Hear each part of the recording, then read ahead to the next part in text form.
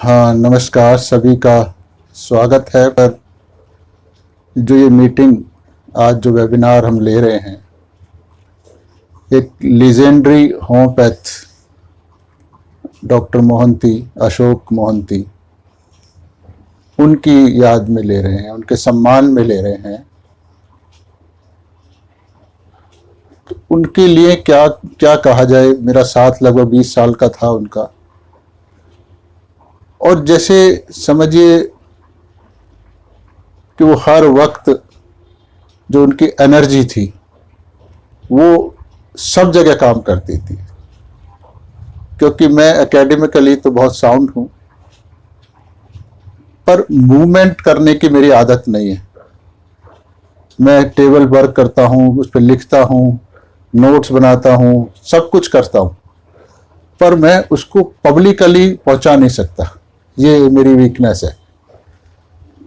तो उसको मोटिवेट और उस लिखे हुए मटेरियल को पब्लिक तक पहुंचाना के लिए जो मोटिवेट किया, वो मुझको डॉक्टर अशोक मोहंती ने किया। जब वो मेरे पास पहली बार आए और उन्होंने कहा कि सर आप इतना अच्छा लिखते हैं, इस नॉलेज को सबके साथ आप शेयर करो, तो मैंने कहा मुझे तो दिक्कत नहीं है, मेरे पास तो इतने सारे आर्टिकल रखे हैं, तो आप सारे ले जाओ, जो मर्जी करो, कुछ भी करो, मुझे तो इनसे कुछ मतलब है नहीं।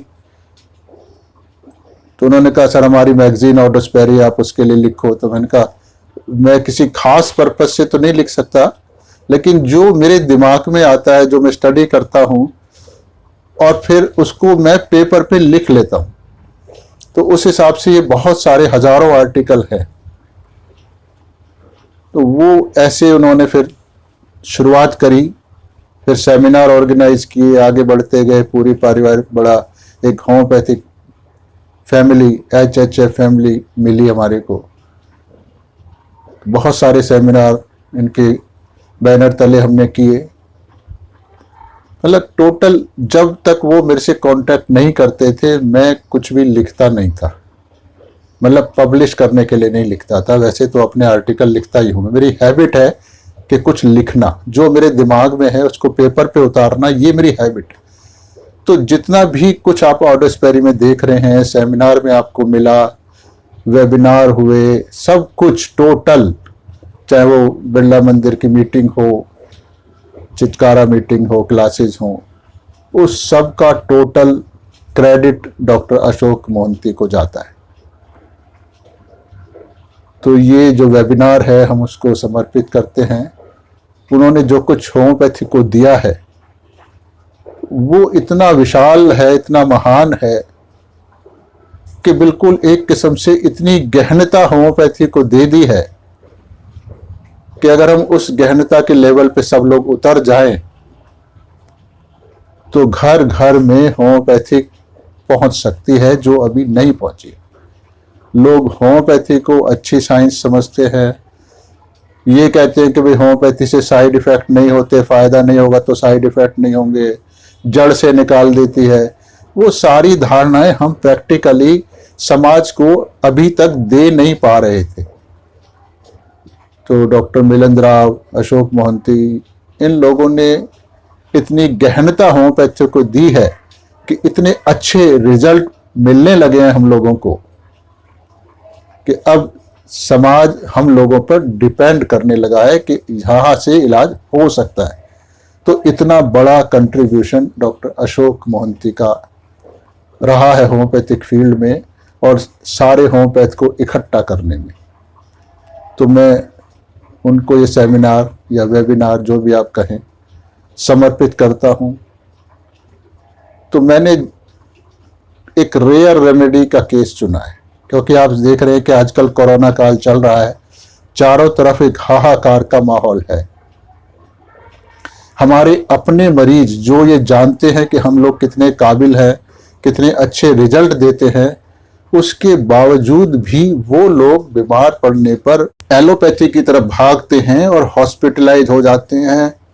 वहाँ कुछ ठीक होते हैं, कुछ की मृत्यु होती है, कुछ अनेकों साइड इफेक्ट लेके आते हैं। पर जो लोग हम पर भरोसा रखते हैं, समझदार लोग कहूँगा मैं उनको, क्योंकि वो हमारी काबिलियत को पहचानते हैं, वो लोग जब हमसे कांटेक्ट करते हैं तो वो इतनी सुगमता से, सहजता से, बिना किसी परेशानी के बहुत आसानी से ठीक हो जाते हैं कुछ ही दिनों में। और उसके बाद जो कोविड के आफ्टर इफेक्ट रहते थे लोगों को, वो हमारे इलाज के दौरान उसके बाद नहीं रहते हैं। ये बहुत बड़ी अचीवमेंट है और ये संभव हो पाता है कि हम होम्योपैथी की सूक्ष्मता को समझें। तो मैंने बहुत सारे केसेस कोविड के ठीक किए।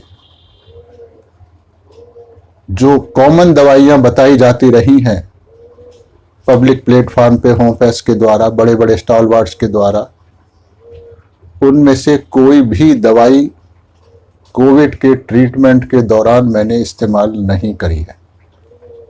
सब अलग अलग दवाइयां हैं, कुछ रेयर हैं, कुछ कॉमन हैं, पर वो नहीं है जो समाज में प्रचलित हैं।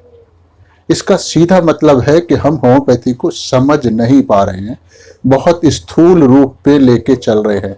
ये सबसे बड़ी ड्रॉबैक है, होम्योपैथी के पनपने में आने वाली सबसे बड़ी बाधा है। क्योंकि होम्योपैथिक का जो सिद्धांत है वो वाइटल फोर्स, एक डायनेमिक एनर्जी है, उसमें मटेरियल नहीं है। और सारा लिटरेचर हमारा मटेरियल पे है और सारा प्रिस्क्रिप्शन हमारा मटेरियल साइड से होता है, ग्रॉस लेवल पे होता है।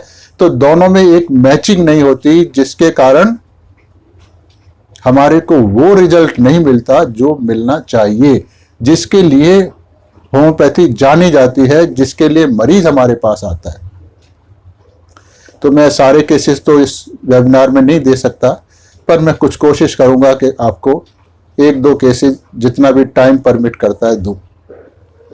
तो मैं एक केस आपके लिए बता रहा हूं, क्योंकि मेरे पास स्लाइड्स नहीं है, मेरे को आता नहीं है, ना टाइप करना आता है, तो इसलिए न मैं इतना कर सकता हूं। और इतने शॉर्ट नोटिस पे जो डॉक्टर जहीर करते हैं, शिल्पा जी इसकी वो ट्रांसलेशन करती है, वो दोनों ही होना संभव नहीं था।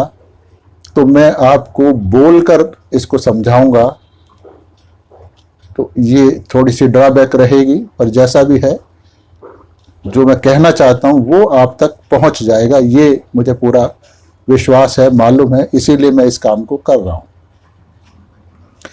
तो ये एक 55 वर्षीय युवक है, बहुत पढ़ा लिखा है, टेक्निकल आदमी है, और इसका परिवार मेरे से सन 1980 से जुड़ा हुआ है। जब इसके फादर जो इंजीनियर थे पर होम्योपैथी का शौक था, वो ये मेथड जो हम कर रहे हैं, माइंड मेथड, इसको सीखने आया करते थे। उन्होंने ही डॉक्टर चितकारा से मेरा संबंध कराया और आगे सारी जो भी चली चितकारा क्लासेस वगैरह, वो उन्हीं के प्रयास से चली और आखिरी सांस तक वो चलाते रहे। उनकी मृत्यु के बाद फिर डॉक्टर मोहंती ने इनको संभाला था। तो ये परिवार जो है, एक मेरा पारिवारिक रिश्ता इनसे है। पर जब उनकी मृत्यु हो गई तो उसके बाद इस परिवार से मेरा ज़्यादा संपर्क नहीं रहा। तो लेकिन भावनात्मक रिश्ता तो था, वो तो हमारा बना रहा। और क्योंकि ये भी सहयोगी परिवार है और मैं भी सहयोगी परिवार हूँ, तो उस नाते से तो हम एक दूसरे से मिलते रहे, रिश्ता बना रहा। लेकिन वैसे जो आना जाना, भावनात्मक मिलना जुलना था, वो नहीं हो पाया। तो इसकी जो पत्नी है वो भी होम्योपैथिक डॉक्टर है, मेरी जूनियर है, मतलब अच्छे से जानते हैं पूरा परिवार, मतलब बहुत अच्छे से मैं एक किस्म से उनके परिवार का ही सदस्य हूँ। तो इन्होंने मेरे से कांटेक्ट नहीं किया, जबकि इनके परिवार के 8 सदस्य बहुत बहुत ही क्रिटिकल अवस्था में कोविड से सफ़र हुए, और आज भी कुछ मेंबर तो सफ़र कर रहे हैं, पर इन्होंने मुझसे संपर्क नहीं किया। क्यों नहीं किया? सिंपल बात है कि होम्योपैथी पे भरोसा नहीं है। वो खुद ही जितना भी उसने होम्योपैथिक ट्रीटमेंट दिया, किसी भी दवाई ने कुछ काम नहीं किया। तो हिम्मत नहीं होती है कि आगे किसी होम्योपैथ से बात की जाए। फिर व्हाट्सएप ग्रुप जो होते हैं आजकल, उनमें मैंने इनका मैसेज पड़ा कि ये इंसान बहुत क्रिटिकल अवस्था में है और कुछ एडवाइस चाहिए डॉक्टर्स की कि हम क्या करें, कुछ समझ नहीं आ रहा है। तो 1 दिन 2 दिन मैंने इग्नोर किया, फिर मेरी पत्नी ने याद दिलाया कि भाई ये हमारी जिम्मेवारी है कि हम खुद इनिशिएटिव लेके इसको ठीक करें। उनको याद रहा या नहीं रहा उसको बात को भूल जाते हैं। तो फिर मैंने खुद इनको फ़ोन किया कि क्या हाल चाल है। बहुत सारी बात हुई है, आधा आधा घंटे लगातार, जैसे परिवार के सदस्यों में होती है।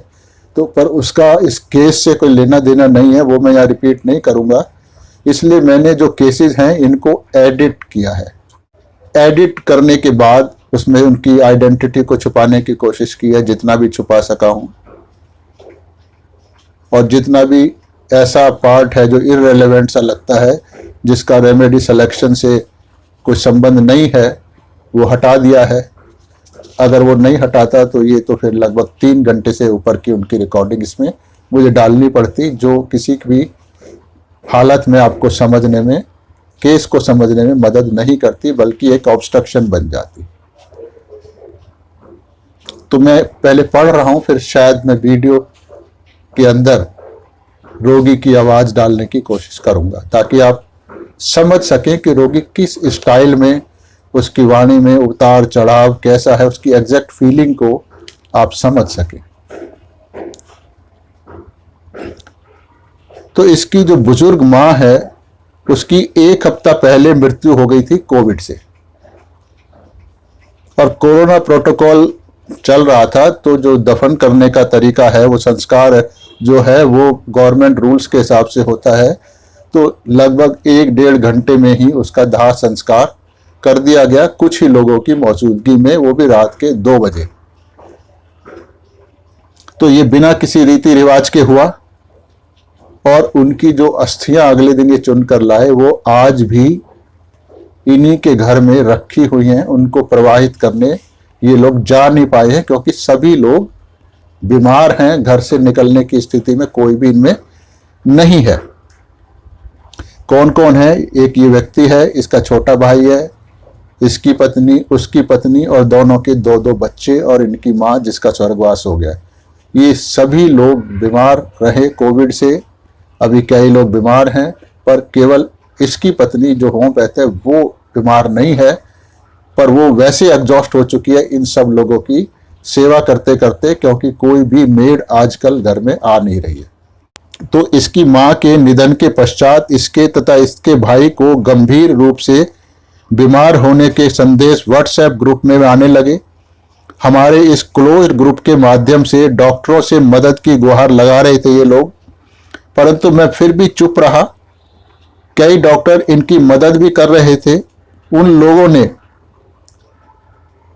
मैं सब जानकारी तो थी ग्रुप से, उन लोगों ने बिना इस जानकारी के कि मेरा इस परिवार से घनिष्ठ संबंध है, इसको मेरी मदद लेने की सलाह दी। उन्होंने कहा, जो मेरे से इलाज करा चुके थे और इस ग्रुप के सदस्य थे, उन्होंने कहा कि आप डॉक्टर नरेंद्र गुप्ता से इलाज करा लो, वो अच्छा करेंगे। इन्होंने फिर भी मुझे फोन नहीं किया,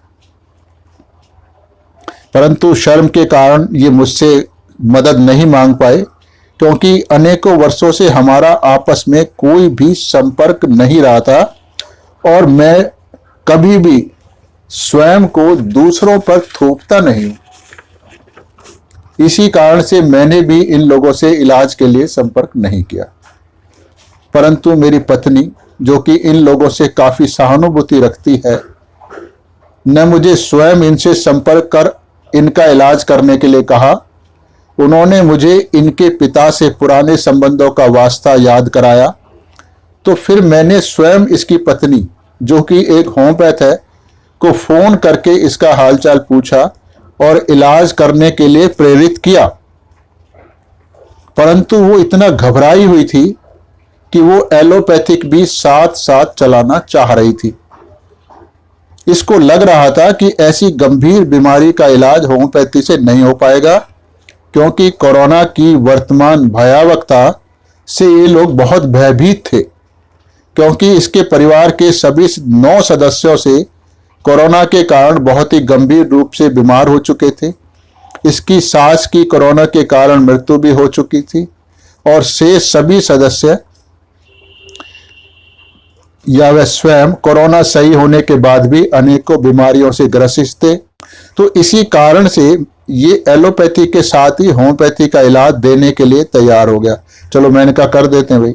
तो यह इस कारण से भी घबराई हुई थी क्योंकि यह स्वयं सभी सदस्यों को अपनी होम्योपैथी की दवाई दे रही थी, परंतु किसी भी सदस्य से इसकी होम्योपैथिक दवाइयों का कोई भी लाभकारी असर नहीं हो रहा था। परंतु मेरे समझाने के पश्चात और अपनी ख्याति के कारण इलाज लेने के लिए ये तैयार हो गई। परंतु फिर भी मैंने कहा कि जब तक रोगी स्वयं मुझसे इलाज लेने की प्रार्थना नहीं करेगा तब तक मैं इलाज शुरू नहीं करूंगा। परंतु वो व्यक्ति बहुत ही समझदार है, उसको मेरी काबिलियत पर भरोसा भी है, इसलिए वो तुरंत ही मुझसे इलाज लेने के लिए तैयार हो गया। बल्कि उसने स्वयं को सौभाग्यशाली माना कि मैं उसका इलाज करने के लिए तैयार हो गया हूं। पहले उसकी पत्नी ने फोन किया क्योंकि वो मुझसे बिना हिचक बात कर सकती है, जबकि वो व्यक्ति नहीं कर सकता, उससे वो हम लोग इतने खुले हुए नहीं है। तो ये 15 मई 2021 समझिए रात को 8:43 पर फोन उनका आता है। बहुत सी बातें इसमें दोबारा दोहराई जा सकती है क्योंकि जो कुछ मैंने पहले बताया था तो मैंने वर्बैटम बनाया है एडिट करके, तो इसलिए मैं पढ़कर बोल रहा हूं ताकि कुछ भूल ना जाऊं। तो इनको 12 मई से बुखार है, मतलब इस रोगी को 12 तारीख से बुखार है, यानी आज चौथा दिन है। आज चौथा दिन हो गया है। 7 मई को मेरी सास की कोविड से मृत्यु हो गई थी। हम सब लोग उनके संपर्क में रहे थे, यानी उनकी सेवा तो कर ही रहे थे क्योंकि वो बिस्तर पर ही सब कुछ करती थी, मतलब लैट्रिन बाथरूम वगैरह सब बिस्तर पर भी होता था, उसके बस का उठना नहीं था और उनकी देखभाल हम सब लोग ही कर रहे थे। हालांकि उनको वैक्सीन की दोनों डोज लग चुकी थी, मैंने भी अपनी दोनों डोज लगवा ली हैं और हमारे घर में एक एक करके सभी को कोविड हो ही रहा है। उनका इतना सब करने के कारण हम सबको डर भी लगता रहता था कि हमें कोविड ना हो जाए, पर हो गया। और फिर 7/5 को जब शमशान से हम लौट रहे थे तो इनका टेस्ट कराया तो पॉजिटिव आया, यानी ये मरीज जो है पॉजिटिव आ गया। अब इन्होंने एलोपैथी की सभी मेडिसिन तो लेना शुरू कर दिया है और आज सर गंगाराम हॉस्पिटल के एक स्पेशलिस्ट डॉक्टर से भी कंसल्ट किया गया है क्योंकि ये मतलब मरीज पुराने डायबिटिक हैं और ब्लड प्रेशर भी ज़्यादा रहता है, इसलिए कोविड में ऐसे लोगों को रिस्क ज़्यादा रहता ही है। इनके सारे टेस्ट कराए हैं। इन्हें देखकर डॉक्टर ने कहा है कि इनकी हालात काफ़ी बिगड़े हुए हैं, रिस्क फैक्टर बहुत ज़्यादा है। ये टोटल जो फ़ोन कॉल थी 15 मिनट से ऊपर की है, पर अभी मैंने इसको काट छांट करके छोटा करा है जैसे मैंने पहले आपको बताया। तो मैं इससे पूछता हूं आप अपना होम्योपैथिक इलाज क्यों नहीं कर रही हो? तो पत्नी बताती है सर मैं बहुत ज़्यादा डरी हुई हूं, अंदर से बहुत कंफ्यूज हूं, समझ नहीं आ रहा है कि मैं क्या करूं, इसलिए मैंने अपने लिए ओपियम खाई है। तो पर मैं उसमें इंटरेस्टेड नहीं था, मैं मरीज में इंटरेस्टेड हूं, इसलिए मैं आगे बात करता हूं। आप इनका होम्योपैथिक इलाज शुरू कर दो तुरंत। डॉक्टर साहब आप ही कुछ बताओ ना। मैं तो मरीज से बात किए बिना कोई भी दवाई का चुनाव नहीं कर सकता हूं। तो पत्नी कहते मैं आपसे इनकी बात करवा रही हूं क्योंकि मैं तो अपनी तरफ से होम्योपैथिक दवाई इनको दे ही रही हूं, परंतु कोई भी असर आ नहीं रहा है। अच्छा आपको मेरी दवाई के दौरान यानी मेरे इलाज के दौरान होम्योपैथी की कोई और दवाई नहीं खिलानी है। मैं जो कुछ भी कहूंगा वो उसका कठोरता से आपको पालन करना होगा तो इलाज हो सकता है। क्योंकि मैंने अक्सर देखा है कि जब लोग हमसे होम्योपैथिक डॉक्टर खास तौर से इलाज कराते हैं तो पोटेंसी बढ़ाना, दवाई को रिपीट करना, बीच में अपने आप कोई दवाई देना, वो सब करते रहते हैं और फिर बाद में पता लगता है कि सर हमने ये भी किया था, तो उससे दवाई ढंग से काम नहीं करती, इंटरफियर होता है। तो इसलिए मुझे इतना कठोर शब्दों में इनको बोलना पड़ा। मैंने कहा फिर भी आप पहले मरीज से पूछ लो कि वो दवाई लेना भी चाहते हैं या नहीं लेना चाहते। मैं स्वयं को किसी के ऊपर थोपना नहीं चाहता हूं। इस प्रकार से कभी भी इलाज संभव नहीं होता है, क्योंकि फिर मरीज कोऑपरेट नहीं करता है। तो फिर 9 बज के अगले दिन यानी 15 तारीख को 9:44 रात को फोन करते हैं ये। अब यहां मैं आपको जो रोगी का वार्तालाप होगा वो उसकी ऑडियो सुनवाऊंगा। पहले मैं आपको पढ़ के सुना देता हूं कि क्योंकि उसमें बहुत सारी बातें समझ नहीं आती है फ़ोन कॉल में, इसलिए मैं कुछ आपको पढ़ रहा हूं यहाँ पे। रोगी: जय श्री माता जी डॉक्टर साहब, रोगी को गले में खराश के कारण बोलने में काफ़ी परेशानी हो रही है और आवाज़ में ज़्यादा शक्ति नहीं है, ताकत नहीं है। सर मुझको बुखार आता है, गोली खाता हूं तो उतर जाता है, छाती में बहुत कंजेशन है और गले में काफ़ी इरिटेशन है। हर 6 घंटे में मैं एक पैरासीटामोल 650 ले रहा हूं, क्योंकि ऐसा डॉक्टर ने कह रखा है, और फिर बुखार भी बढ़ने लगता है। डॉक्टर के कहे अनुसार मैं हर 6 घंटे बाद दवाई खा ही लेता हूं। तो मैं कहता हूं इसका मतलब कि डॉक्टर की सलाह को आप रिलीजियसली फॉलो कर रहे हो या फिर आपके अपने मन में कुछ और बात चल रही है। रोगी: उसके कहे डॉक्टर के कहे अनुसार ही ले रहा हूं जी, परंतु कभी कभी इससे बुखार उतरता नहीं है तो मैं मेफ्टॉल नाम की एक और गोली खा लेता हूं, उससे उतर जाता है। तभी आप अपनी तरफ से कभी दवाई छोड़कर क्यों नहीं देख रहे हो कि जब तक बुखार नहीं आएगा तब तक मैं गोली नहीं खाऊंगा? तो रोगी तुरंत रिएक्ट करता है, डॉक्टर साहब अभी मैं ऐसी अवस्था में नहीं हूं, मेरा दिमाग ही काम नहीं कर रहा है। मां की मृत्यु के बाद मेरा दिमाग कुछ सोच नहीं रहा है, पूरा दिमाग नेगेटिविटी से भरा पड़ा है कि उनका जाना, 1-1.5 घंटे में उनकी अंत्येष्टि हो जाना, सारा घटनाक्रम मुझ पर बहुत भारी पड़ रहा है। एक दोष भावना मेरे मन में पैदा हो गई है कि मैं उनकी मतलब अपनी मां को एक अच्छी विदाई नहीं दे पाया हूं। एक बेटा होने का जो रोल था वो मैं ढंग से नहीं कर पाया, और अब उनके फूल चुगने के बाद मतलब मृतक का दाह संस्कार करने के पश्चात अगले दिन जो बची हुई हड्डियां होती हैं उनको चिता की राख से चुनकर लाया जाता है और फिर उनको नदी में प्रवाहित किया जाता है। इसको उनको फूल कहते हैं हम लोग। और अभी उनके फूल चुगने के बाद भी मेरा मन हल्का होने की बजाय और ज्यादा भारी हो गया है। किसी को कुछ समझ नहीं आ रहा। उनकी मृत्यु से 5-6 दिन पहले भी हम बहुत परेशान थे, हमें समझ नहीं आ रहा था कि हम क्या करें।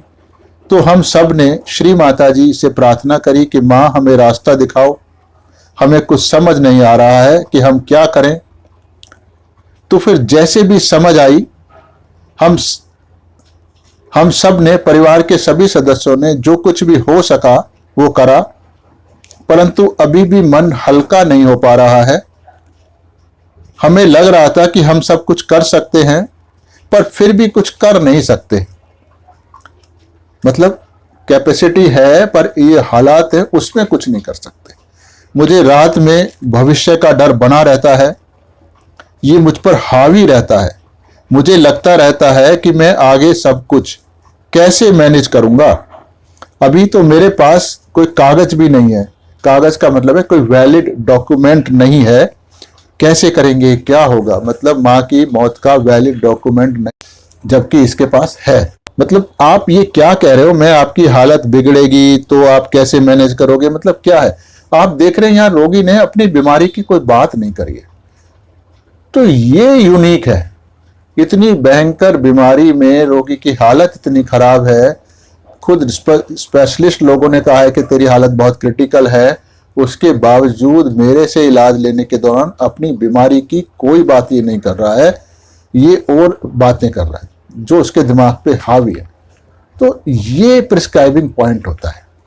रोगी: ठीक, बिल्कुल ठीक। मैं ये नहीं कह रहा हूं कि मैं बहुत स्ट्रांग हूं डॉक्टर साहब, पर अपनी पॉजिटिविटी और अपनी आयु के अनुभव के आधार पर मैं मैनेज कर पाया सब कुछ। परंतु अभी तो मेरा छोटा भाई भी बहुत ज्यादा बीमार है, यानी कोविड पॉजिटिव चल रहा है उसको। वो कुछ कर पाने के लायक ही नहीं है। उसके दोनों बेटियों को भी कोविड हो गया था। उसकी पत्नी पहले से ही ऑटो इम्यून डिजीज से परेशान रहती है और इधर मेरे दोनों बेटों को भी कोविड पॉजिटिव हैं। सारा काम मेरी पत्नी कर रही है। मतलब इतने हालात खराब है। मतलब आप ये कहना चाह रहे हो कि समस्याएं बहुत विकराल रूप लेती जा रही हैं? हाँ हाँ, जी हाँ, बिल्कुल, जी हाँ। अब बच्चे तो ठीक हो गए हैं, फिर मेरी मां के साथ ऐसा हो गया। इन सब से अब मुझे अननोन फियर्स खाए जा रहे हैं। मैं आपको बहुत स्पष्ट रूप से बताता हूं। जैसे दाह संस्कार करने से पहले शमशान पर चिता की लकड़ी खरीदने की और मृत्यु के बारे में आधिकारिक पर्ची दी जाती है, उसके आधार पर ही मृत्यु प्रमाण पत्र वगैरह बनता है, मतलब डेथ सर्टिफिकेट बनता है। अब मेरे दिमाग में एक डर बना हुआ है कि दाह संस्कार तो रात में हुआ, कहीं वहां के स्टाफ ने मेरे साथ कोई धोखा ना कर दिया हो, मुझे फर्जी पर्ची ना थमा दी हो। अब मेरा दिमाग इतना नेगेटिव चलने लगा है कि ये पर्ची झूठी है। और मैं कहता हूं अरे भाई ये कैसे हो सकता है, मैं पढ़ा लिखा आदमी हूं, सब कुछ मेरे सामने हुआ, मैंने अपने आंखों के सामने किया, अपने हाथ से किया, तो ये मैं क्या सोच रहा हूं? मैंने तो खुद पर्ची कटवाई है, मेरी आंखों के सामने सारा काम हुआ है, पर मन नहीं मान रहा। मेरे दिमाग में एक बिना मतलब का डर बैठ गया है कि उन्होंने मेरे साथ फ्रॉड ना कर दिया हो। इस कारण से भी मैं सो नहीं पाता। कितनी अलग सोच है, बीमारी से हटकर। यही PQRS होता है, पिक्यूलियर है। अगर ये पर्ची झूठी हुई तो मृत्यु प्रमाण पत्र नहीं मिलेगा, तो फिर मैं बैंक के काम कैसे करवाऊंगा, उनकी पेंशन कैसे रुकवाऊंगा। तो इस प्रकार के तरह तरह के उलूल जुलूल विचार आ रहे हैं और ये सब अनावश्यक डर है, ये मुझे मालूम है। मैं जानता हूं कि पर्ची भी सही है, पर मन में एक गहरा डर बैठा हुआ है, जैसे समझो कि तिल का पहाड़ बना दिया है। बात कुछ भी नहीं है, पर मेरे दिमाग पर बहुत ज्यादा हावी है। अभी 4-5 दिनों पहले तक तो हम सब एक कमरे में सो रहे थे, पर जब मुझे टेस्ट में पॉजिटिव आया तो मैंने सबको अपने कमरे से बाहर कर दिया और कहा कि मैं अकेला सोऊंगा। अब रात आते ही एक खौफ आना शुरू हो जाता है कि अब ये रात कैसे कटेगी। आप मुझे जानते ही हो कि स्वभाव से मैं बहुत ही ज्यादा पॉजिटिव रहता हूं, मानसिक रूप से मैं बहुत स्ट्रांग विल्ड हूं, हेड स्ट्रांग हूं, मतलब मेरी इच्छा शक्ति बहुत ज्यादा है। पर शायद मैं अभी भी मम्मी का जो हुआ उसको हजम नहीं कर पा रहा हूं। मैं खुद को समझाता हूं कि भाई ऐसी कोई बात नहीं है, सब कुछ मैंने अपने हाथों से किया, सब कुछ मेरी आंखों के सामने हुआ, पर मैं स्वीकार नहीं कर पा रहा हूं। तो मैं इससे पूछता हूं, तसल्ली देता हूं कि घबराओ नहीं, अभी सब ठीक हो जाएगा। अगर आप पहले से सब लोग मेरे से इलाज करवाते रहते तो आप लोगों को ऐसी कोई समस्या नहीं आती, सब आसानी से ठीक हो जाते। रोगी, मम्मी के जाने के बाद तो हमारा दिमाग एकदम से खत्म हो गया है। हमको सब कुछ समझ नहीं आ रहा कि हम करें क्या। हालांकि इसकी मम्मी 80 साल से ऊपर की हैं, बेड रिडन है, उसी में डट्टी पेशाब वगैरह सब उसी में करती हैं। तो उनका जाना तो इनके लिए एक सुखद होना चाहिए कि उनको भी परेशानी से बच गई और ये लोग भी बच गए, पर इसके दिमाग पे उल्टा हो रहा है। तो मैं इसको सांत्वना देता हूं और पत्नी को बुलाने के लिए कहता हूं, क्योंकि अब मेरा केस पूरा हो चुका है, ताकि उसको दवाई का नाम बताया जा सके। तो मैं अब यहाँ दवाई का नाम मैं आपको बता रहा हूं। उनको साइक्लोमेन 30 या जो भी पोटेंसी इसके पास हो वो दे दो, क्योंकि मुझे मालूम था साइक्लोमेन एक रेयर दवाई है, अक्सर होम्योपैथ के पास नहीं मिलती है। तो ऐसा मैं इसलिए कह रहा हूं कि साइक्लोमेन प्रायः प्रयोग में नहीं लाई जाती है, तो शायद इनके पास भी ना हो, इसलिए मैं दूसरी संभावित औषधि, अब कुछ भी नहीं है तो रात में कुछ तो दें, शायद असर हो जाए, पार्शली लग जाए, तो उसके चक्कर में मैं इसको दूसरी दवाई का नाम भी बता देता हूं कि अगर साइक्लोमेन आपके पास ना मिले तो एगेरिकस आप 1 घंटे के बाद इसको दे देना।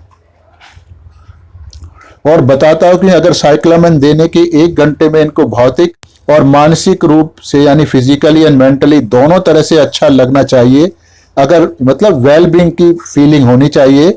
अगर ऐसा ना हो तो अगेरिका 30 की एक खुराक दे देना। या मैं ऑडियो सुनाऊंगा आपको पेशेंट का। हाँ जी। हाँ जी डॉक्टर देखिए मतलब हाँ बताओ। ये बस वही है, अपना बुखार आता है, वो गोली खाते हैं उतर जाता है, हाँ फिर आता है हल्का सा चेस्ट में हल्का सा कंजेशन है, गले में इरिटेशन है। कितनी देर में गोली? डोलो खा रहे हो ना? कोई तरह की तो हाँ जी, हाँ जी, एवरी 6 आवर्स 650। 650। हाँ हाँ ठीक है। तो कितने घंटे में खाते हो आप? 6 घंटे में दे रही है, कितने घंटे में दे रहे हो ना? हाँ जी। नहीं मतलब 6 घंटे में आप ले ही लेते हो या वो टेम्परेचर इतना हो जाता है कि आपको लेना पड़ता है? नहीं, वो हम उसको देख नहीं रहे, हम उसको नॉन प्रोसेस को ही फॉलो कर रहे हैं। रूटीन में ले रहे हो? जी। तो आप 6 घंटे के बाद टेम्परेचर नोट करते हो? हाँ, टेम्परेचर नोट कर रहे हैं हम, हाँ टेम्परेचर नोट कर रहे हैं। मेरा टेम्परेचर नॉर्मली जो पेट है मेरे पास, वो सुबह का टाइम चढ़ता है। हाँ 4-5 बजे चढ़ना शुरू होता है, और इसके बाद जब मैं उसकी दवाइयाँ ले लेता हूँ तो 11, साढ़े 11, 12 बजे तक उतरना शुरू हो जाता है। It comes to about 98.4। हाँ उतना ही चलता, दिन में 2-3 डोज ले लेते हैं, 2 डोज। मतलब आप इसको 98 के आसपास जाने ही नहीं देते ना, पहले 6 घंटे में ले ही लेते हो? हाँ जी, हाँ जी, हाँ जी। ऐसा क्यों? तो ये प्रोसेस बताया गया कि 3 घंटे में लेनी है तो ले रहे हैं।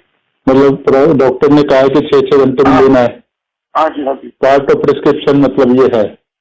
जी जी जी जी। अच्छा, तो उसको रिलीजियसली आप फॉलो कर रहे हो? हाँ जी, हाँ जी। या कुछ उसके दिमाग में मतलब कुछ होता है कि मैं ये क्यों करूँ? हाँ जी।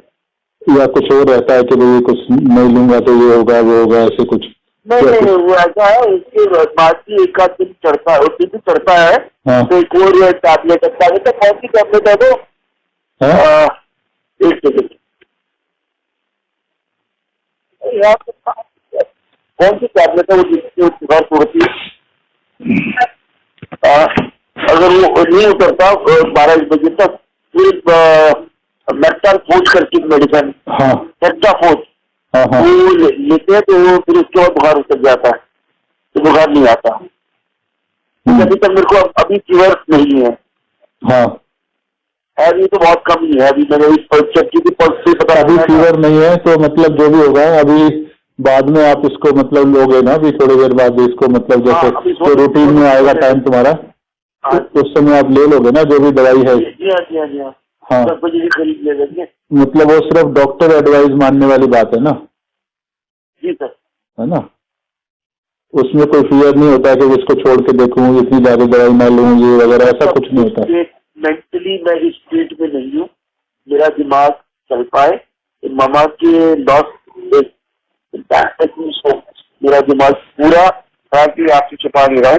हाँ वो पूरा दिमाग मेरा नेगेटिविटी से भरा हुआ है। हाँ वही बताने ना, वही तो बताने मेरे, तभी तो इलाज हो पाएगा। क्या है, क्या दिमाग में? मैं आपको वही बता रहा हूँ, जिस प्रोसेस में उनका जाना और उनकी अंत्येष्टि होना, मतलब 1-1.5 घंटे के अंदर उनकी अंत्येष्टि भी हो जाना, हाँ। और रेस्ट ऑफ प्रोसेस वो बहुत भारी पड़ रहा है मेरे को। मतलब एक गिल्ट आ रही है कि मैं उनको एक अच्छी विदाई नहीं दे पाया। बहुत रेस्ट प्रोसेस, शॉर्टकट प्रोसेस, एक मतलब जो एक बेटे होने का रोल था, बेटे होने का रोल था, मैं ढंग से नहीं कर पाया। तो और उसके बाद उस सब देखने के बाद मुझे ये लगता है, उस सब ये वो सब होने के बाद मुझे ये लगता है कि ये तो ठीक है कि उस दिन मैंने तो मैनेज कर लिया, कैसे कैसे करके भाग जोड़ करके, दिमाग थे वो भी कुछ कर सकते थे। मेरे बच्चों ने, तीनों ने मिलकर मैनेज दे समाओ दिया अगर माँ की कृपा से, क्योंकि हमने माँ से करीब 6 घंटे पहले बोला ना, माँ हमें कुछ समझ में नहीं आ रहा, हम खो गए हैं, हमें रास्ता दिखा दे। तुम माँ नहीं रास्ते दिखाए, जो रास्ते भी दिखाए मैंने माने नहीं रहे, हमने हाथ जोड़ दिए। हाँ। हमारी कौन सी भी यार, हम क्या करें? हाँ हाँ सब कुछ कर सकते हैं पर कुछ नहीं कर सकते। ठीक है। तो मेरे को रात में वो डॉक्टर क्लियर जो है ना हाँ फ्यूचर का, हाँ मैं बहुत पॉजिटिव रहता हूँ, बट कहीं में मुझे डर बैठ रहा है। क्या डर बैठा हुआ है अब? अभी तो कोई साधन भी नहीं है, कोई भाई नहीं है, जो कोई रिलेटिव नहीं है, कोई भी आ सकते, कैसे करेंगे, क्या होगा? मतलब अगर आपको कंडीशन बिगड़ती है तो हम कैसे करेंगे, ये कह रहे हो आप? Correct correct correct correct. ये अभी तो मैंने जो, मैं ये नहीं कहता मैं बहुत स्ट्रॉन्ग हूँ, ठीक है, I could manage it with my experience. थोड़ा सा उम्र के लिहाज से तो थोड़ा मैनेज कर पाया मैं। बड़ा होने के नाते उस दौरान नीरज की दिमाग चल रहे हैं, मुझे उनका भी स्ट्रेस बहुत था, उनका स्ट्रेस बहुत बिगड़ गया था, उनका मतलब वो। फिर नेक्स्ट डे यानी 16/5 को दोपहर 2 बजे इनका फोन आता है। तो इसकी पत्नी ने मुझे फोन करके इसके विषय में बताया। तो मैंने कहा भाई आप मरीज से बात कराओ, तभी मुझे सही बात पता लगेगी। तो रोगी को उसने फोन दिया, जय श्री माता जी। सर सबसे बढ़िया ये बात रही कि मेरे मन में कोई भी नकारात्मक विचार नहीं आए। थोड़ा सा कंफ्यूजन है अभी भी, परंतु नकारात्मकता बिल्कुल नहीं है, यानी नेगेटिविटी बिल्कुल नहीं है। आपकी मेडिसिन की पहली खुराक खाते ही ऐसे लगा कि मेरी श्वास नली यानी रेस्पिरेटरी ट्रैक्ट बिल्कुल साफ हो गया, एकदम सही लगा, और जैसे तो नेगेटिविटी मेरे दिमाग से बिल्कुल ही निकल गई है। ये गिल्ट फीलिंग तो मेरे लिए बहुत बड़ी प्रॉब्लम हो रही थी। मैं कहता हूं भाई क्या अपने आप को थोड़ा फ्रेश महसूस कर रहे हो? ऑफ कोर्स, हाँ निश्चय। जब मैं सुबह सोकर उठा तो मैं फिर दोबारा 2-3 घंटे तक सो गया, यानी खाना पीना खाया फिर सो गया, और सब सोकर उठा तो मुझे लगा कि मुझे कोई बीमारी है ही नहीं, सब कुछ बिल्कुल ठीक है, ऑल वेल। और इसने उठ के नहाना धोना शेव बनाना सब कुछ किया, जो ये बिल्कुल बिस्तर से नहीं उठ रहा था। मैं कहता हूं ठीक लग रहा है, ठीक है, परंतु जो सावधानियां लेनी चाहिए वो अभी भी आपको लेनी है। ऐसा नहीं है कि आप ठीक हो गए, क्योंकि वेलबींग की फीलिंग तो आ जाती है दवाई से, पर क्योर एकदम से नहीं होता है, वो टाइम लेता है। क्योंकि ये जो वेलबींग की फीलिंग आती है वाइटल फोर्स की रिपेयर से आती है, और जब फिजिकल लेवल पे जो क्योर होता है वो उसके बाद शुरू होता है। रोगी बोलता है बिल्कुल बिल्कुल वो तो लेनी है जी, मैं अभी भी अकेला ही रहूंगा। तो मैं आइसोलेशन की बात नहीं कर रहा था, मैं खाने पीने की बात कर रहा हूं। मैं आइसोलेशन की बात नहीं कर रहा हूं, मैं खाने पीने की बात कर रहा हूं। आपको हर प्रकार का खाना रूम टेम्परेचर पर या थोड़ा उससे गर्म लेना है, कमरा ठंडा नहीं करना, मिर्च मसालेदार खाना नहीं खाना, और दही चावल नहीं खाने। ये कुछ ऐसी चीजें हैं जो कोविड के मरीज को नुकसान पहुंचाती है। रोगी, सर अभी मेरी तबीयत बिल्कुल खुलने लगी है, तो शरीर में थोड़ी सी सर्दी सी महसूस होने लगी है, पहले तो शरीर से कुछ पता ही नहीं चल रहा था। तो मैं कहता हूं अभी अपनी सोच को आप सकारात्मक मतलब पॉजिटिव बनाए रखो। तो बाकी तो फिर आप जानते हैं कि हमने क्या दवाई दी होगी आगे। बात करिए। अच्छा आप कह रहे थे? हाँ हाँ डॉक्टर हाँ जय श्री माता जी। जी सर। मैंने कहा एक बार मैं फीडबैक ले लूँ ना। जी नहीं, सबसे बढ़िया ये चीज हुई कि मेरे को ऐसी कोई नेगेटिव थॉट्स नहीं आई। हाँ ये बहुत अच्छी बात है। ठीक है, कंफ्यूजन की थॉट्स है बट नेगेटिविटी नहीं थी हमने। हाँ हाँ हाँ ऐसी कोई नेगेटिविटी नहीं थी। मेडिसिन जो आपने जिसे लेने के बाद मेरे इसकी जो ट्रैक्ट है मुझे लगा ऐसा हुआ कि मुझे क्लीन हो गई है। हाँ क्लीन होगी ना, यही तो बहुत अच्छी बात है। हाँ कुछ देर के लिए काफी सुकून मिला था उससे। हाँ हाँ नेगेटिविटी मेरे दिमाग से निकली है जैसे बाहर। हाँ निकल गई ना, बस वही सबसे बड़ी बात होती है। तो गिल्ट तो सबसे बड़ी बीमारी होती है ना। हाँ ये तो वही तो बहुत बड़ी प्रॉब्लम हो रही थी। मैंने वो हट गया है, वैसे भी अपने आप को थोड़ा सा फ्रेश फील कर रहे होगे नहीं बिल्कुल, इनफैक्ट डॉक्टर आज मैं सुबह उठने के बाद 2-3 घंटे सोया हूँ और सोने के बाद जब मैं दोबारा उठा हूँ मुझे ऐसा लगा जैसे मुझे कुछ हुआ नहीं है। हाँ। व्यक्ति ओके और कुछ नहीं है, ऑल वेल। हाँ, तो ठीक है, पर फिर भी जो प्रिकॉशंस लेनी होती है ना वो सारी लेनी है। वो तो बिल्कुल आइसोलेशन में हूँ। हाँ, आइसोलेशन तो कोई प्रिकॉशन नहीं होती, वो तो घर में तो आप मूव कर सकते हो जहाँ मर्जी।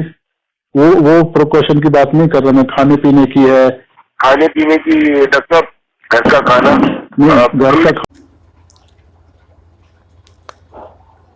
तो जो कुछ फोन कॉल्स हैं मैं हर बार इसमें डालूंगा, फिर इनका रात को 9:48 पर फिर फोन आता है 16 तारीख को।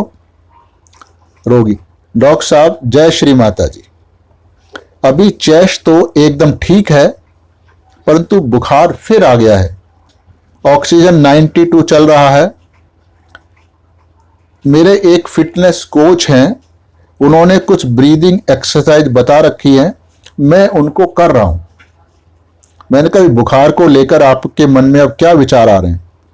सर इस बुखार को लेकर एक स्ट्रेस दिमाग में आ रहा है कि अब ये बुखार उतरे, काफी हो गया, काफी सारे काम करने हैं। सबसे ज्यादा है कि मां की अस्थियों को नदी में प्रवाहित करने जाना है। यहां दिल्ली की यमुना में ही करेंगे, वहां तो जा नहीं सकते अब लोग, वहां गंगा पर जाने का तो कोई तुक नहीं बनता। ये मेरी एक पेंडिंग ड्यूटी है। कल मां को गए हुए 10 दिन हो जाएंगे। सामान्यतः हमारे यहां दूसरे तीसरे दिन ही प्रवाहित करते हैं, पर मेरी हालत ऐसी है नहीं है कि मैं बाहर जा सकूं। ऐसा लग रहा है कि वो एक अहम काम करने का है जो रह गया है, जो रुका हुआ है। अब इसके दिमाग पे ये ख्याल आ रहा है, वो नेगेटिविटी चली गई, बीमारी की तो बात ही कोई नहीं कर रहा, यानी अब बीमारी इसको काम में रुकावट लगने लगी है। मतलब तुमको अपने बुखार, शुगर लेवल, बीपी वगैरह की कोई खास चिंता नहीं हो रही है। असलियत में मैं हर सोमवार रात को मेरे ऑफिस की जूम पर मीटिंग होती है, पहले उसका भी स्ट्रेस रहता था, अब वो भी दिमाग से निकल गया है। पहले तो होता था कि प्रेजेंटेशन बनानी है, सारा डेटा इकट्ठा करना है, अब वो सब नहीं है, लगता है कि बाद में हो जाएगा। अरे नहीं हो रहा तो नहीं हो रहा, अब मैं क्या कर सकता हूं? मैं कोई जानबूझकर तो नेग्लेक्ट कर नहीं रहा हूं, हालात ही ऐसे तो मैं क्या करूं? अब कोई टेंशन नहीं है। पर मैं ऐसे कहता हूं, पर फूल प्रवाहित करने की तुमको इतनी टेंशन क्यों है? सर ऐसा है ना कि उनको, मतलब मां को अंतिम सदगति देना रह गया है अभी तक। सदगति मतलब उनको लग रहा है कि जब अस्थियां प्रवाहित हो जाएंगी तभी मां को सदगति मिलेगी। एक फाइनली उनको वहां छोड़ना है, वो एक बड़ी जिम्मेदारी मुझको लग रही है। ये एक दिमाग पे हावी है अब इस पे। ऐसा लगता है कि हालात मेरे नियंत्रण से बाहर हैं, conditions are beyond my control, इसलिए मैं ऐसा नहीं कर पा रहा हूं। तो मैंने फिर इसको दवाई बताई कि ये दवाई आप खा लो, ऑरम मेटालिकम 30। क्यों बताई? इसका दिमाग अभी पूरी तरह से मुक्त नहीं हुआ है, वेलबींग आ गई है, पुराने विचार हट गए हैं, लेकिन एक तो बुखार अटका हुआ है, इसलिए दवाई का बदले जाना जरूरी है। एक्यूट केस में हम बहुत जल्दी दवाई बदल सकते हैं अगर लगातार रोगी की हालत में सुधार नहीं हो रहा होता है, तो इसलिए ये दवाई दी गई है। तो यहां फिर मैं रोगी की आवाज आपको सुनवाऊंगा।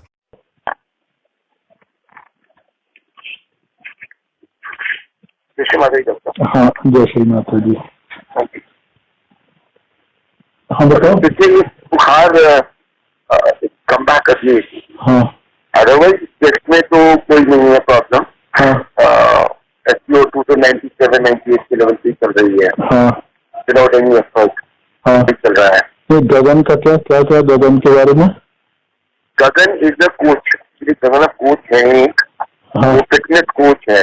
अच्छा, मेरे को लगा आपके लड़के की बात कर रहे हैं। हाँ, तो उसने ब्रीदिंग पे काफी स्टडी किया है, हाँ ब्रीदिंग टेक्निक पे। हाँ। तो उसमें फिर कुछ डेवलप की है टेक्निक।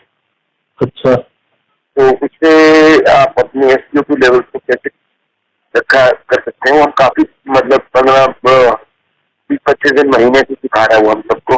हम लोग उसके बाद ही हो गए हैं। तो जो है कुछ technique light, very light noise चीजें। तो अब इसको लेके तुम्हारे को मतलब जो नहीं, अभी तो ऐसा है कि इससे सारा यार ये बुखार उतरे, अब बहुत सारे काम करने हैं। सबसे बड़ा मेरे दिमाग में स्ट्रेस है कि वो फूलों को मुझे प्रवाहित करने जाना है। हाँ क्या दिल्ली में करेंगे वो, तो यहाँ पे वजीराबाद पुलिस तो कोई तरीका नहीं है। हाँ हाँ उत्तराखंड जाने का कोई सेंस नहीं बनता है। हाँ लेकिन मुझे नहीं टैक्सी का सेंस है। तो वो एक पेंडिंग ड्यूटी है जो करनी है। वो एक थोड़ा सा कल 10 दिन हो जाएंगे उनको गए हुए। हाँ तो नॉर्मली हमारे यहाँ पे बच्चे पे करते हैं। हाँ अब हालात ऐसे है नहीं मेरे कि मैं जा सकूँ ऑफिस की। हाँ तो वो है, एक लग रहा है यार काम का वो रह गया है, रुका हुआ है, हाँ हाँ वो पूरा करना है।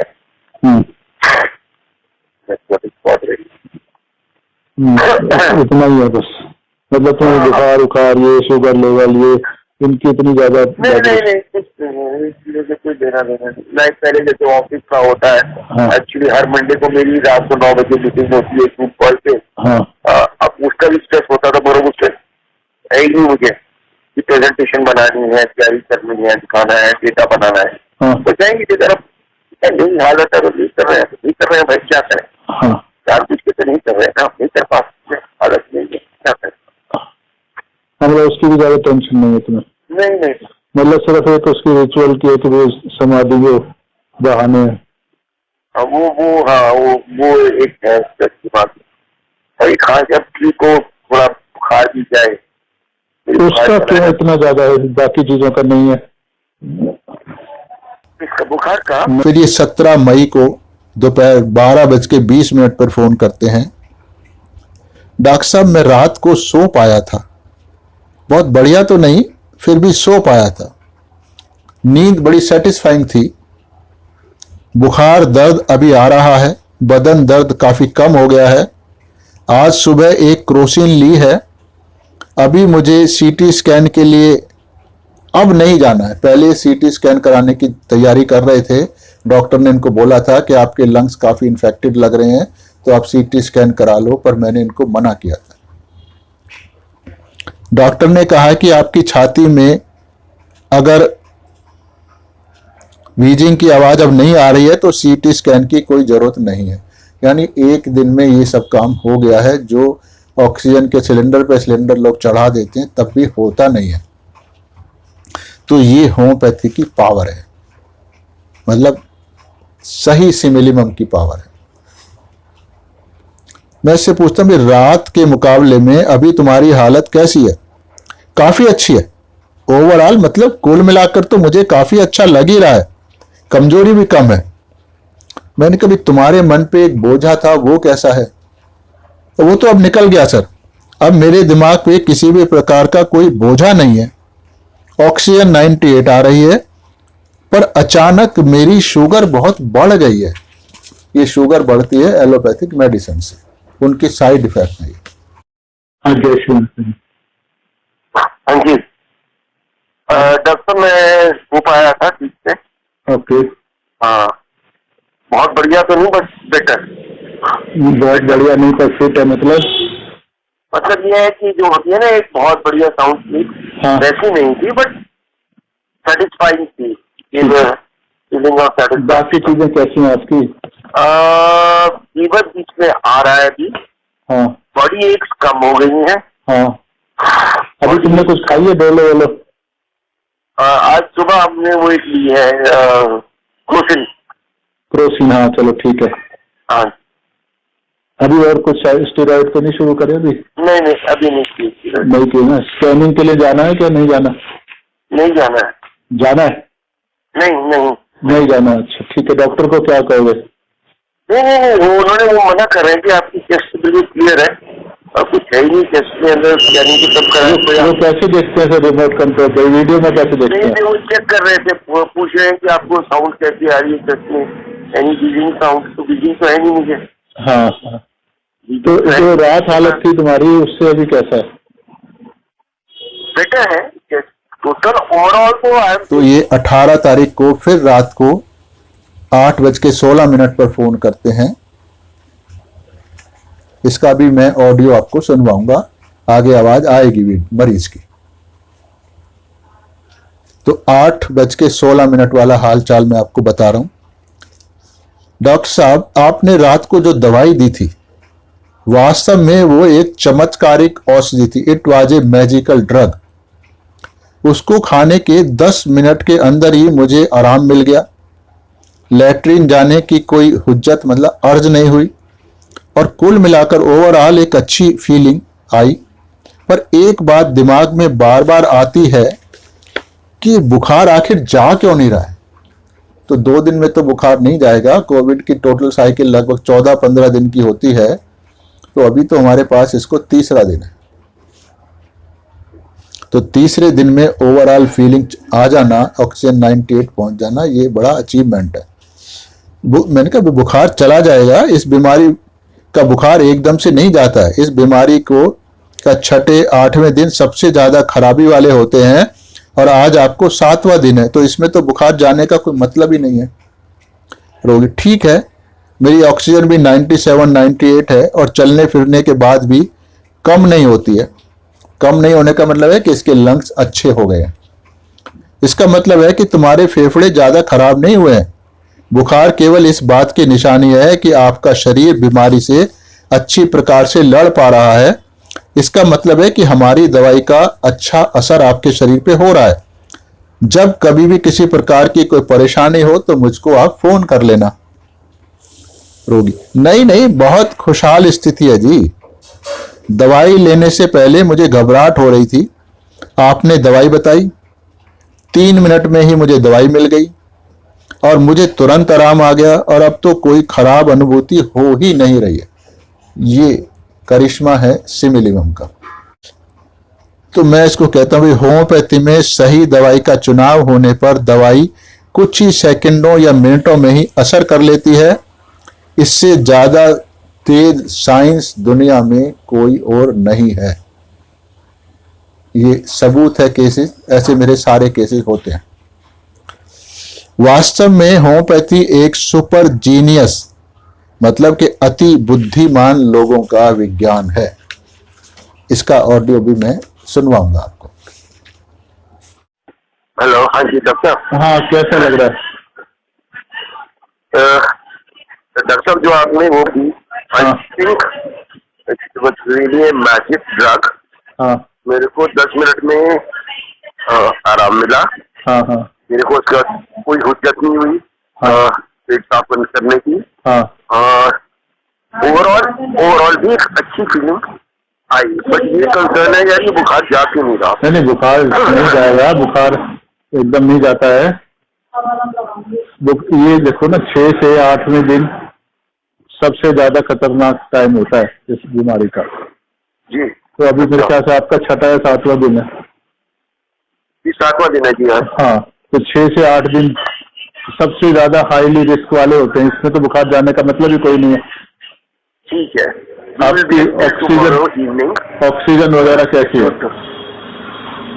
ऑक्सीजन तो 97-98 है डॉक्टर। हाँ, तो अभी तुम्हारे आपके बाद भी होते हैं। तो मैं अभी आपको जो साइक्लामेन के लिए रूब्रिक बने गए थे, अब एनालिसिस जरूरी है, वो मैं आपको बताता हूं। रूब्रिक थे delusion paralysed as if he is, thoughts profound future about his, delusion senses deprived of his senses, delusion evil does some evil had, brooding troubles imaginary troubles over। थोड़ा इनको समझ लेते हैं। इनके आधार पर हमने साइक्लामेन 30 की एक खुराक दी थी और कहा था भाई, क्योंकि आगे की पोटेंसी थी नहीं, तो हमने कहा इसी को पानी में डाल लो, स्ट्रोक लगा लगा के दो, और अगले दिन संडे, अगले दिन भी नहीं मिलेगी, तो शायद आगे पोटेंसी बढ़ाने से हमारा काम चल जाए, क्योंकि 201 अवेलेबल नहीं थी, तो पर उसकी जरूरत नहीं पड़ी। तो दवाई लेने के कुछ देर बाद रोगी के दिमाग में जो कंफ्यूजन की हालत थी वो एकदम से खत्म हो गई। ये फॉलोअप है। उसका दिमाग सामान्य ढंग से काम करने लगा, जैसे दिमाग से पूरा बोझ ही उतर गया। इन रुब्रिकों को हम समझते हैं। ये फॉलोअप भी मैं बीच में आपको सुनवा दिए हैं सारे। डेल्यूजन पैरालाइज्ड ही इज, मतलब उसमें अपनी इच्छा शक्ति से कुछ भी कार्य करने की शक्ति नहीं बची है। जो पैरालाइज का मतलब होता है, जैसे किसी का हाथ पैरालाइज हो जाता है, किसी की आधी बॉडी पैरालाइज हो जाती है, गवर्नमेंट फंक्शन मशीनरी पैरालाइज हो जाती है। मतलब इसका मतलब होता है कि जब आप किसी व्यक्ति का हाथ पैरालाइज हो गया तो इसका मतलब है कि वो व्यक्ति अपनी इच्छा शक्ति से उस हाथ का मूवमेंट नहीं कर सकता। वो जिंदा है, अस्तित्व में है, पर व्यक्ति के अपने कंट्रोल में यानी अथॉरिटी के कंट्रोल में नहीं है। तो अब इसका दिमाग है, ब्रेन है, सब कुछ है, पर अब ये फैसले लेने चाहते हैं कि इस हालत में हम लोग क्या करें, पर अब इनका दिमाग काम नहीं कर रहा है। इतना भयंकर कंफ्यूजन है, यानी दिमाग इनकी इच्छा अनुसार नहीं चल रहा है, इसलिए पैरालाइज्ड कहा गया है इसको। ही यानी वो, उसको समझ नहीं आ रहा कि क्या करूं, यानी मैं माइंड अलग नहीं होता, तो जो ये मैं की बात कर रहा है वो मैं ही के रूप में इसमें लिखा गया रूब्रिक में। तो जैसे उदाहरण के लिए, शहर में दंगा हुआ परंतु सरकारी व्यवस्था कोई फैसला नहीं कर पा रही है कि इन दंगों को किस प्रकार से रोका जाए। प्रशासन, पुलिस, अन्य सभी संस्थाओं में कोई भी आपसी तालमेल नहीं बचा है। ऐसा लग ही नहीं रहा कि कहीं कोई सरकार नाम की चीज अस्तित्व में है या नहीं है। और एक उदाहरण लेते हैं, जब व्यक्ति किसी को पैरालिसिस होता है, लकवा मार जाता है, तो उसका वह अंग उस व्यक्ति की इच्छा शक्ति द्वारा कार्य नहीं करता है, अर्थात वो अपनी कार्य क्षमता को खो देता है। तो इस रोगी के केस में भी इसके साथ परिस्थितियां इतनी तीव्र गति से खराब होती गईं, तो यह कुछ भी नहीं कर पाया। जैसे इसकी मां का 1 महीने के अंदर ही बीमार होकर मर जाना, उसका दाह संस्कार इतनी तेजी से बिना किसी उचित रीति रिवाज के करना पड़ा। इसका छोटा भाई, दोनों बच्चे, पत्नी गंभीर रूप से कोविड के कारण बीमार पड़ गए। फिर इसके अपने दोनों बेटों को कोविड हो गया। इन सब परिस्थितियों के कारण उसका दिमाग इतना हतप्रद हो गया कि अब उसने काम करना ही बंद कर दिया। ये कुछ भी सोच समझ नहीं पा रहा है कि क्या करें, यानी करना चाहता है, कर नहीं पा रहा। दिमाग इसके कंट्रोल में नहीं है। कंट्रोल में नहीं का मतलब इसकी इच्छा के अनुसार इसका दिमाग नहीं चल रहा है, तो इसी को पैरालिसिस कहते हैं। जैसे तो वो अपनी इच्छा शक्ति द्वारा अपने दिमाग का उपयोग नहीं कर पा रहा है, और इसकी यह हालत परिवार के सदस्यों की बीमारी के कारण लगातार लगने वाले सदमों के कारण हुई है। तो इसको कहते हैं एलिमेंट्स ग्रीफ फ्रॉम। एक और रूब्रिक हमने लिया था, delusion senses deprived of his senses. मतलब डिप्राइव्ड का मतलब होता है कि जो जीवन की मूलभूत सुविधाओं से वंचित करना, और सेंसेस क्या होते हैं, हमारे संवेदी अंग, जिससे हम आसपास के वातावरण और अपने शरीर के अंदर की अनुभूतियों को महसूस करके ब्रेन तक पहुंचाते हैं। वो सेंस ऑर्गन्स होते हैं, और फिर ब्रेन काम करके उन ऑर्गन्स को ऑर्डर देता है कि उसको क्या करना है। तो जैसे हमारी नाक, आंख, कान, जीभ, हमारी बुद्धि आदि ऐसे अंग हैं जो व्यक्ति को उसके अंदर और बाहर की सूचनाएं प्रदान करते हैं, और इन सूचनाओं को पाकर व्यक्ति निर्णय ले पाता है। लेकिन जब इन अंगों से व्यक्ति को वंचित कर दिया जाएगा, तो इसका मतलब हुआ कि व्यक्ति के अंदर अथवा बाहर की सूचनाएं सही ढंग से प्राप्त नहीं हो रही हैं, और ना ही व्यक्ति अपनी बुद्धि का उपयोग कर पा रहा है। जैसे इसकी बुद्धि इसकी इच्छा शक्ति अनुसार काम ही नहीं कर पा रही है, इसलिए व्यक्ति स्वयं को पैरालाइज्ड महसूस करता है, अर्थात वह ना तो स्थिति को सही ढंग से समझ पा रहा है और ना ही कोई सही निर्णय ले पा रहा है। तो इस केस में भी रोगी कह रहा है कि हम लोग समझ ही नहीं पा रहे थे कि हमें क्या करना चाहिए या क्या नहीं करना चाहिए। दिमाग काम ही नहीं कर रहा था और अब कर रहा है। साइक्लामेन के रोगी को ऐसी अवस्था किसी सदमे के कारण होती है, एलिमेंट फ्रॉम ग्रीफ, और ये सदमा बहुत ही गहरा होना चाहिए, मामूली सा नहीं। ये जरूरी है, मतलब ये एक सतही काम नहीं करता, सुपरफिशियल एक्टिंग रेमेडी नहीं है, बहुत गहन है। तो जो इसको चोट पड़ेगी दिमाग पे वो गहरी होनी चाहिए।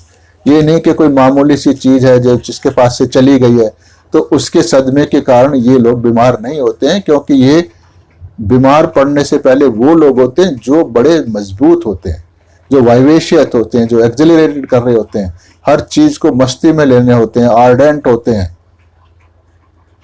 पैशनेट होते हैं। तो जितना ज्यादा स्ट्रांग होगा उतनी ही गहरी चोट के बाद उतना टूटेगा वो।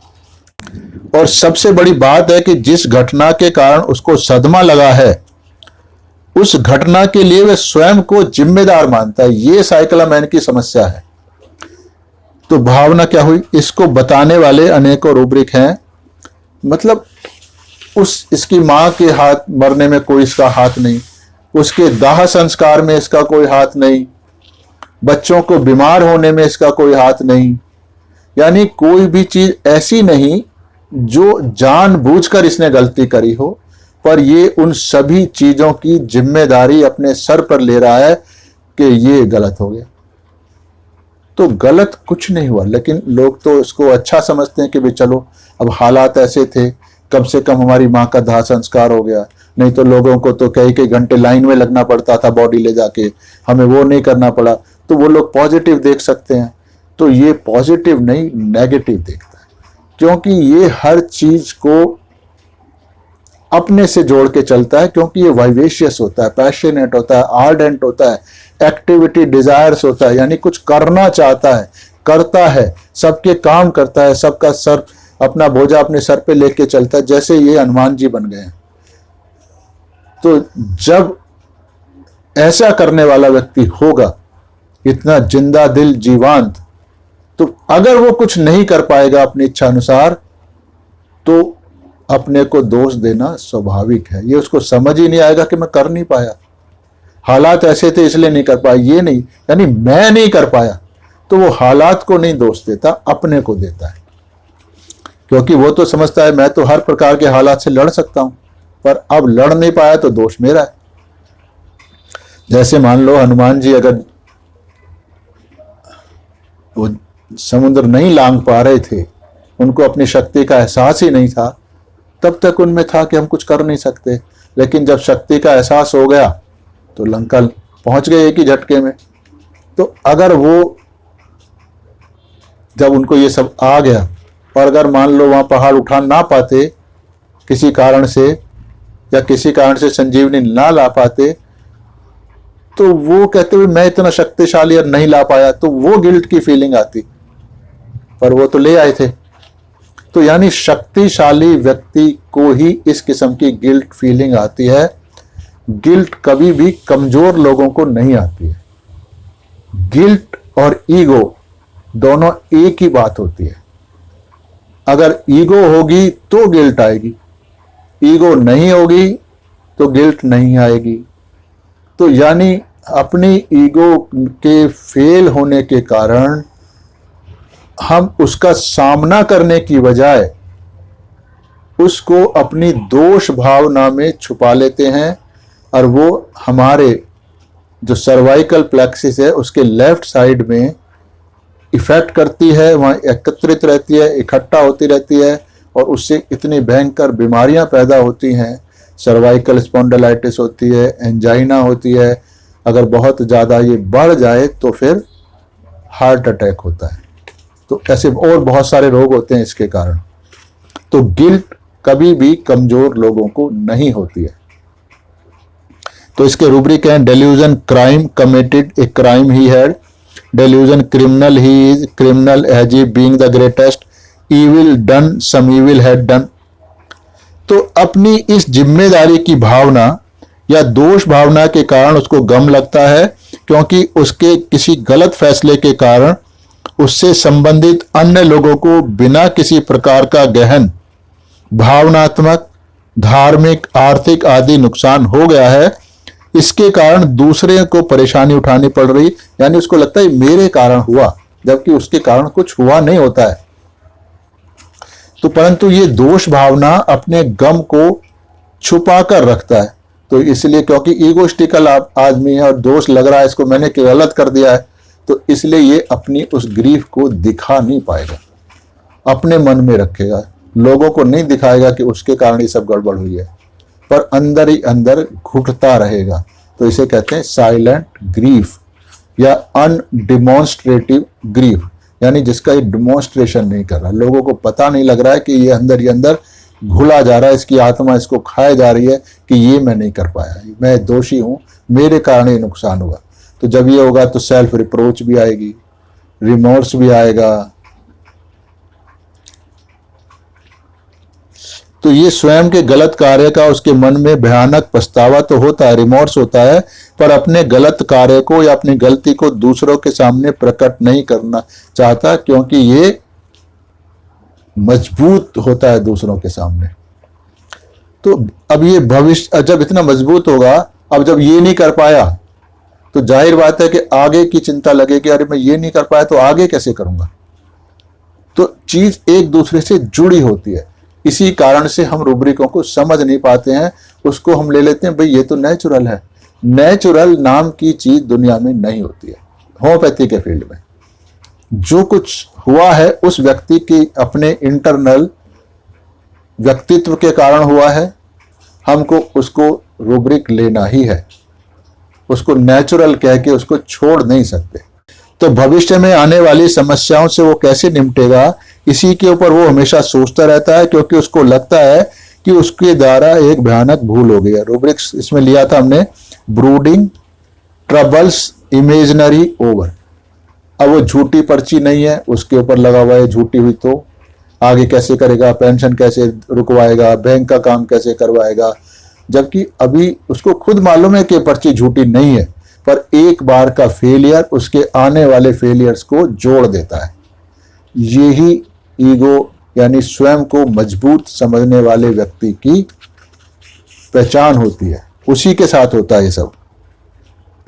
तो यानी भविष्य के बारे में ज्यादा चिंतित रहता है, thoughts profound future about it.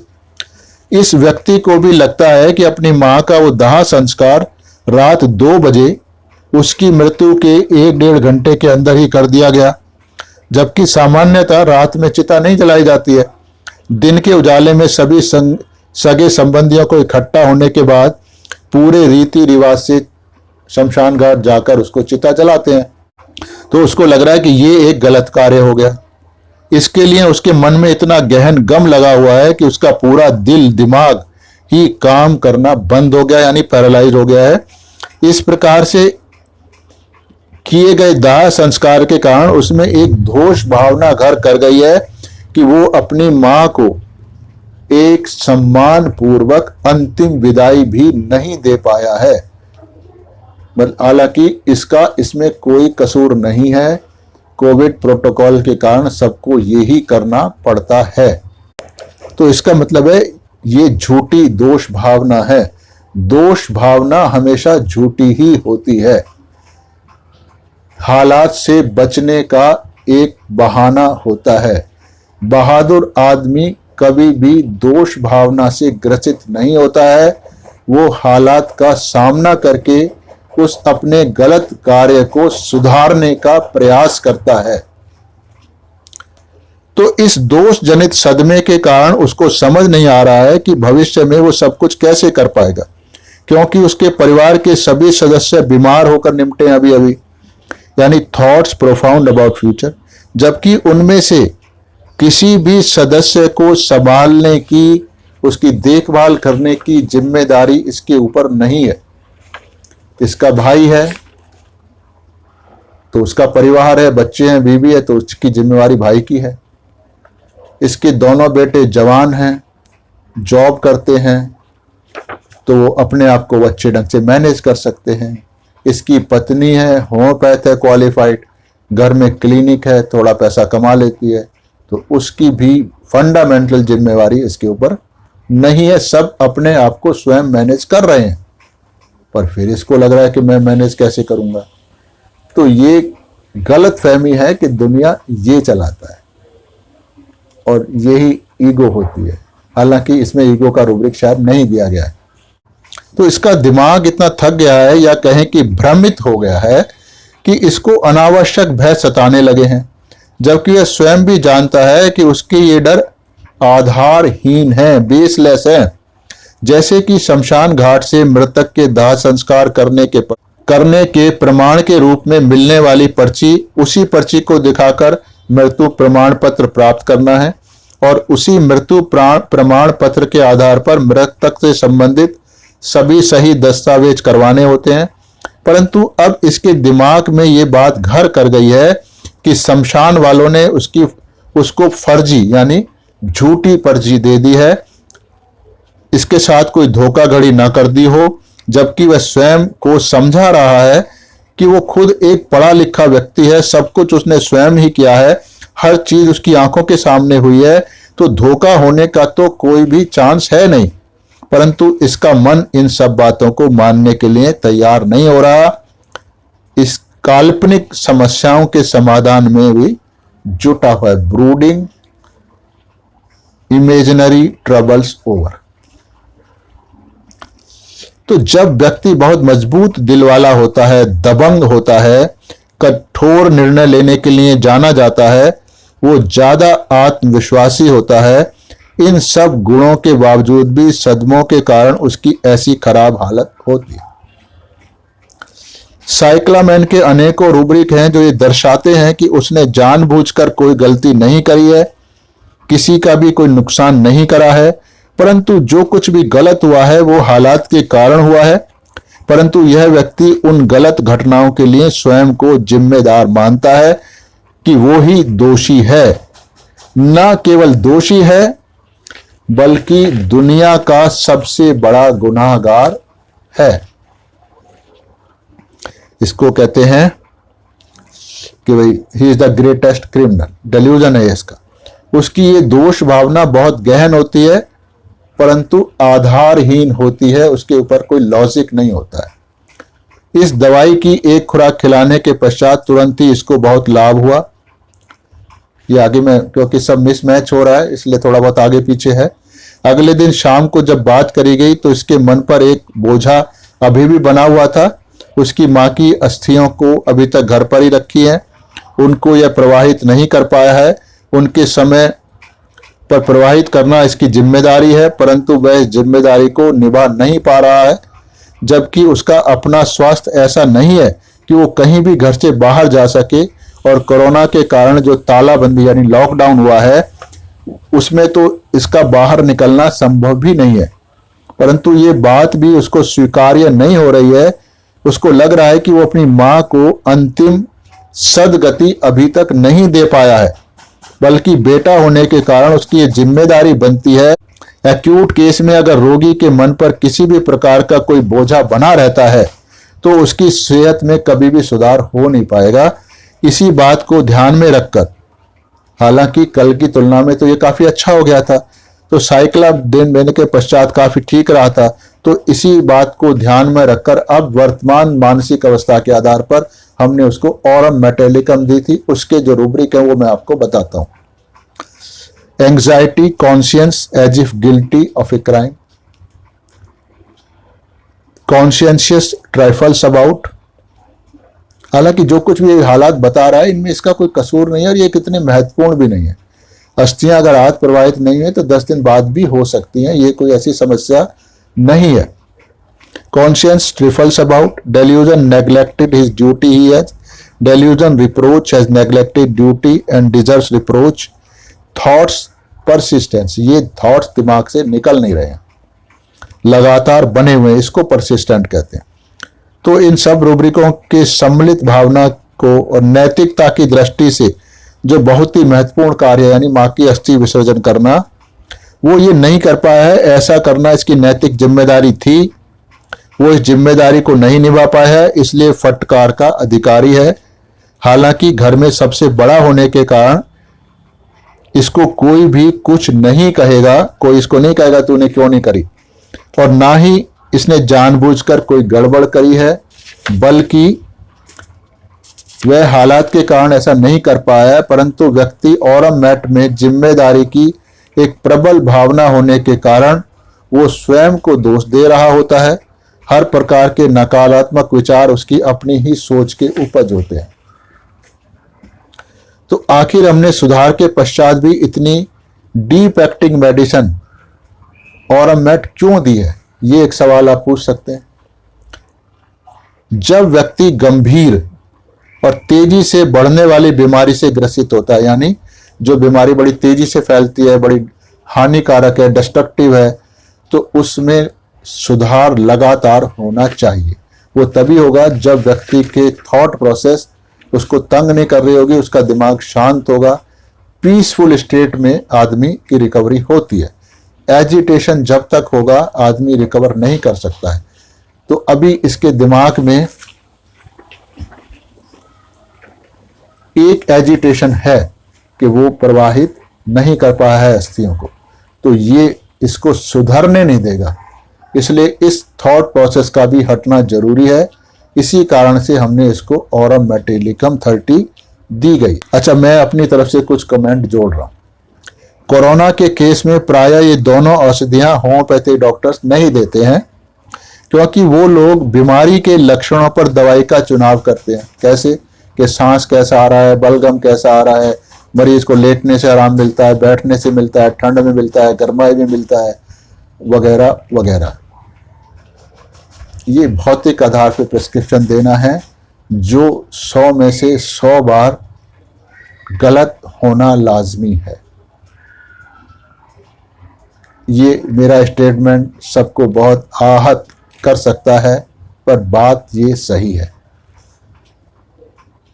रोगी फिजिकल पे भी ठीक होते हैं, बहुत सारे मिक्सचर देने से भी ठीक होते हैं, सिंगल डोज से भी ठीक होते हैं, माइंड रूब्रिक पर दी हुई दवाई से भी ठीक होते हैं, और भौतिक जर्नलिटीज के आधार पर दी हुई दवाई से भी ठीक होते हैं, सबसे ठीक होते हैं।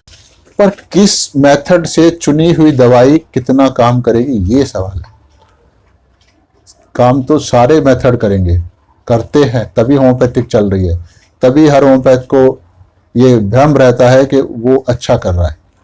अजी हजारों मेथड होते हैं, आप कैसे कह सकते हो ये अच्छा है, ये खराब है।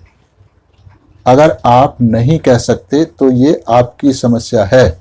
आपको ना खुद समझ आ रहा है कि आप क्या कर रहे हो, ना ये समझ आ रहा है कि होम्योपैथी में क्या करना चाहिए, तो ये समस्या आपकी है। आपको